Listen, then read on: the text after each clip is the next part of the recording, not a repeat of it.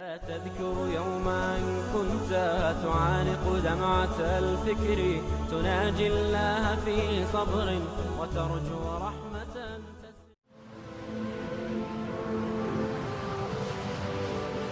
حضرت عمر رضی اللہ تعالیٰ عنہ جب ایمان لائے تو آپ نے ایک ایک کافر کے گھر کے دروازے پہ کھڑے ہو کے کہا کہ تم کمزوروں کو مارتے تھے، میں تمہیں بتانے آیا ہوں میں محمد عربی کا نوکر بن گیا۔ بلکہ آپ نے اعلان کیا جس نے اپنی بیوی کو بیوہ اور بچوں کو یتیم کروانا ہو اور اپنے ماں باپ کی کمر کو جھکانا ہو وہ عمر کے مقابلے میں آئے۔ اللہ اکبر۔ زنیرہ نامی ایک خاتون تھی، بہت کمزور، راوی کہتا ہے کہ اس کی ہڈیوں میں گودا نہیں تھا، عشق رسول تھا، اور اس کا ظالم آقا اس کو مارتا ہے، اور جب مار مار کے تھک جاتا ہے ادھر سے عمر آ رہے ہیں، یہ اسلام لانے کی پہلے کی کہانی ہے، ادھر سے عمر آ رہے ہیں تو اس نے کہا عمر تم جوان آدمی ہو تو یہ چھوڑتی نہیں ہے اپنے نبی کا نام، ذرا تم آؤ۔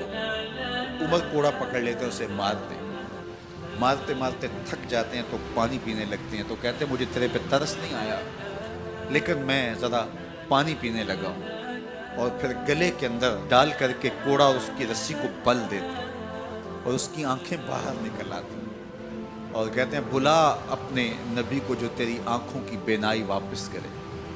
اللہ اکبر۔ تو اس نے آسمان کی طرف منہ کر کے کہا مالک میں کبھی بھی آنکھوں کی بینائی نہ مانگتی لیکن اب تیرے نبی کی عزت کا سوال ہے۔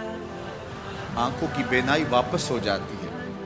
زنیرہ کو بڑا مارا، آج عمر گلیوں میں آنکھوں میں آنسو ہیں اور عجیب دل بے تاب ہے اور کہتے ہیں آؤ بھئی میں حضور کا غلام بن گیا ہوں، تمہیں بتانے آیا ہوں۔ زنیرہ نے موڑ کاٹا تو آگے عمر یہ آواز دے رہے تھے۔ زنیرہ ایک کونے پہ کھڑے ہو کے رو کے کہتی ہے عمر تم تو بڑے اس دن جوش و غضب میں تھے اور تم مارتے ہوئے تھکتے نہیں تھے۔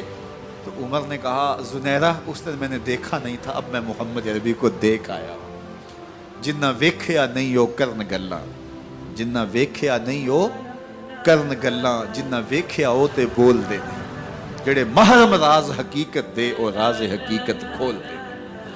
تو حضرت عمر رضی اللہ تعالیٰ عنہ ایمان لائے۔ حضرت عبداللہ ابن مسعود رضی اللہ تعالیٰ عنہ فرماتے ہیں کہ حضرت عمر کا ایمان لانا مسلمانوں کے لیے عزت کا سبب تھا، ان کا ہجرت کرنا مسلمانوں کی نصرت تھی اور ان کی خلافت مسلمانوں کے لیے رحمت تھی۔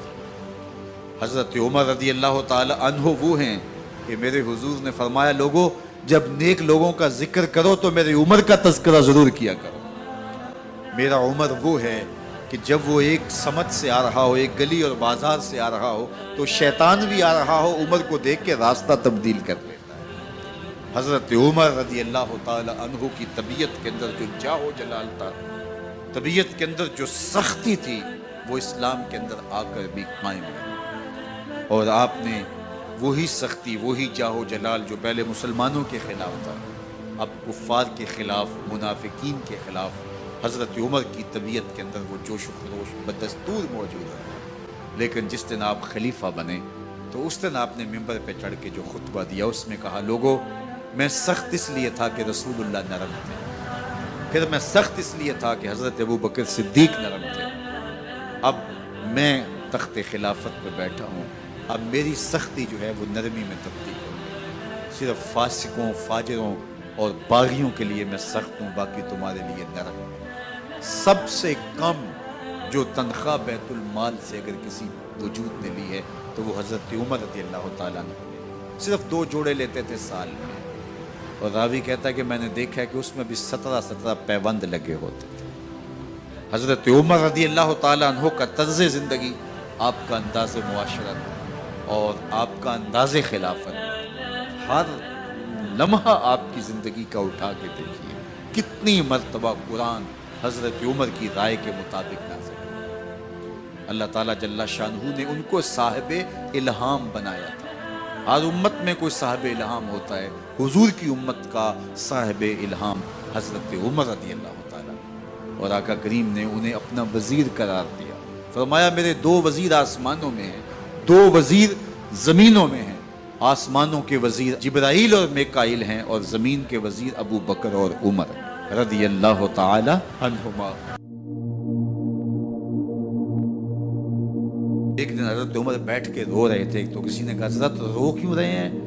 فرمایا کہ میں اس لیے رو رہا ہوں کہ فلاں پل سے بکریاں گزری ہیں، تو پل کے اندر شکستگی تھی، ٹوٹا ہوا تھا پل درمیان میں، اس میں ایک بکری کی ٹانگ ٹوٹ گئی ہے، تو میں ڈرتا ہوں کہ میرا رب یہ نہ پوچھے کہ عمر تو نے پل صحیح تعمیر نہیں کروائے تھے کہ ایک بکری کی ٹانگ کیوں ٹوٹی ہے۔ یہ ہیں حضرت عمر رضی اللہ تعالی عنہ۔ اللہ اکبر۔ تو اللہ تعالیٰ جل شانہ نے حضرت سیدنا عمر بن خطاب رضی اللہ تعالیٰ عنہ سے جو کام لیا، مختصر دور خلافت کے اندر 10 سال 6 ماہ 4 دن آپ نے خلافت فرمائی ہے، لیکن کہاں سے چلے اور یہاں مکران تک، بلوچستان کا حصہ ہے، یہاں تک آپ کے سلطنت کی حدود وسیع ہوئی، ادھر آرمینیا تک جا پہنچے، حمص فتح کیا، قادسیہ، یرموک۔ آپ ذرا دیکھیے کہ کہاں تک آپ کی فوجوں کے گھوڑے دوڑتے رہے، اور اللہ تعالیٰ جل شانہ نے ان کو جو توانائی، عدل و انصاف کی قوت عطا فرمائی۔ اللہ اکبر۔ جب زمین پہ عدل کیا ہو تو زمین بھی حکم مانتی ہے، اور حضرت عمر وہ تھے جن کا حکم ہوائیں بھی مانتی تھی، زمین بھی مانتی تھی، جن کا حکم جو ہے وہ آگ بھی تسلیم کرتی تھی اور دریا بھی ان کا حکم مانا کرتے تھے۔ مصر کے اندر یہ رسمیں بد جاری تھی کہ سال کے بعد ایک دوشیزہ کو زیورات پہنا کے اچھے لباس میں ملبوس کر کے دریا کی بھیڑ چڑھایا جاتا، اس کی قربانی دی جاتی، اس کا خون بہتا تو دریا چلتا۔ جب مسلمانوں نے مصر فتح کیا تو گورنر نے لکھا کہ اسلام تو اس طرح کی رسوم کی اجازت نہیں دیتا، لیکن خشک سالی ہے، لوگوں کی فصلیں ویران پڑی ہیں، تو حضرت کیا کیا جائے؟ تو حضرت عمر رضی اللہ تعالیٰ عنہ کاغذ کے ٹکڑے پہ لکھتے ہیں بسم اللہ الرحمن الرحیم، مصر کے نیل کی جانب عمر کا خط لکھتے ہیں، اے نیل اگر تو اللہ کے حکم سے چلا کرتا ہے تو چل، ورنہ ہمیں تیرے چلنے کی کوئی حاجت نہیں ہے۔ اور قاصد کو کہا یہ خط لے جاؤ اور جا کے دریائے نیل میں پھینک دو۔ قاصد جا کے خط دریائے نیل میں پھینک دیتا ہے، پانی آتا ہے، ایسا دریائے نیل چلا 14 صدیاں ہوئی ہیں آج تک کبھی بند ہی نہیں ہوا۔ دریا حکم مانتے، آگ نکلتی ہے، لوگ حضرت عمر رضی اللہ تعالی عنہ کے پاس آئے، حضرت لاوا پھوٹا ہے، آگ نکل رہی ہے اور مدینے کی طرف بڑھ رہی ہے، اب کیا کیا جائے؟ فائر بریگیڈ تو زمانے میں تھی نہیں۔ عمر نے اپنی قمیض اتاری، جس قمیض پہ 17 پیوند لگے ہوئے تھے چمڑے کے، کہا یہ قمیض لے جاؤ، جدھر آگ بڑھ رہی ہے آگے ڈھالنا، آگ پیچھے بھاگ جائے گی۔ زلزلہ آتا ہے تو زمین پہ دہرا مارتے ہیں، زمین رک جا، کیا عمر نے تیری چھاتی پہ عدل نہیں کیا ہے؟ تو یہ عمر ہیں رضی اللہ تعالی عنہ کہ جن کے انصاف کی وجہ سے، جن کے عدل کی وجہ سے اللہ تعالیٰ کی رحمات، اس کی برکات کا نزول ہوتا تھا، اور اللہ تعالیٰ نے مسلمانوں کو وہ آبرو مند حکومت دی۔ کائنات کی تاریخ کے اندر ایسی حکومت آپ نے نہیں دیکھی ہوگی جو حضرت عمر نے حکومت کی ہے۔ اللہ اکبر۔ فرمایا فرات کے کنارے پہ ایک کتا بھی پیاسا مر گیا تو اس کا حساب بھی عمر سے ہوگا۔ باہر سے سفیر آتا ہے اور آ کے پوچھتا ہے کہ میں امیر المومنین کے، مسلمانوں کے حکمران کے محل میں جانا ہے، تو مسکرا کے کہتے ہیں ہمارے امیر کا تو کوئی محل نہیں ہے۔ کہا کہاں ہے تمہارا امیر؟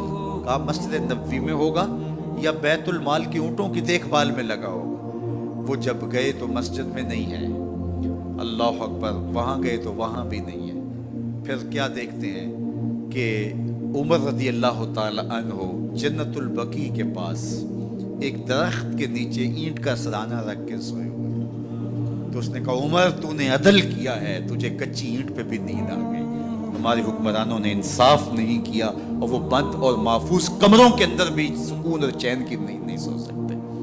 حضرت سیدنا عمر رضی اللہ تعالیٰ عنہ نے اس طرح ان امور سلطنت نبھائے۔ آپ دن کو لوگوں کی دیکھ بھالی کرتے، لوگوں کی ضروریات سنتے سمجھتے، اور جب رات پڑتی لوگ سو جاتے، عمر مدینے کی گلیوں میں پہرا دیتے۔ کائنات نے کوئی ایسا بھی حکمران دیکھا ہوگا؟